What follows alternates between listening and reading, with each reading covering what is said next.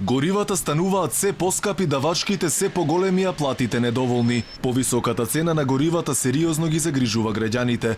И таксистите, но и оние граѓани кои секојдневно се зад волан, велат дека покачувањето сериозно се чувствува под джебот. За една деценија во просек цените на горивата поскапеле за 20 денари, а најдрастично зголемување има кај дизелот поради поголемата акциза. Граѓаните револтирани. Морам да признам дека еве како возач кој што вози дизел, не сум задоволен нич во однос на таа одлука, така да се осеќа.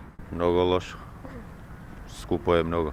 Тоа им е начин за профит, како ќе профитира држава. Се чувствува ли под джебот конкретно кај вас? Апсолутно се чувствува кај сите, не само кај мене. Поскапото гориво најмногу ги погодува оние кои заработуваат од тоа.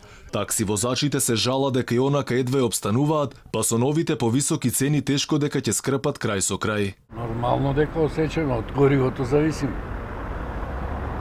Што да правиме? Многу се покачија изминати месеци, сега конкретно 3 денари мислам дека.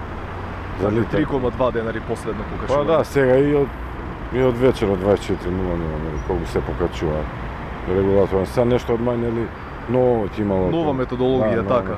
Бараат исто трговците по висока За нас маржа. само хибридни електрични возила. Паралелно, веќе од следниот месец ќе биде воведена нова методологија за пресметка на крајната цена на горивата. Регулаторната комисија за енергетика само уште еднаш, и тоа по 2 недели, ќе ги соопшти новите цени на горивата, но по стара методологија. Трговците со нафтени деривати веќе побара од регулатор на наместо 3,2 денари за литар да имаат над 6 денари маржа. Па така неизвестно е дали со престанувањето на оваа методологија за пресметка на цената на нафтените деривати која завршува во мај, ќе плаќаме поевтин бензин и дизел. Од регулаторна не кажаа како ова барање ќе влијае за зголемување на заработката на компаниите врз крајната цена која ја плаќаат граѓаните.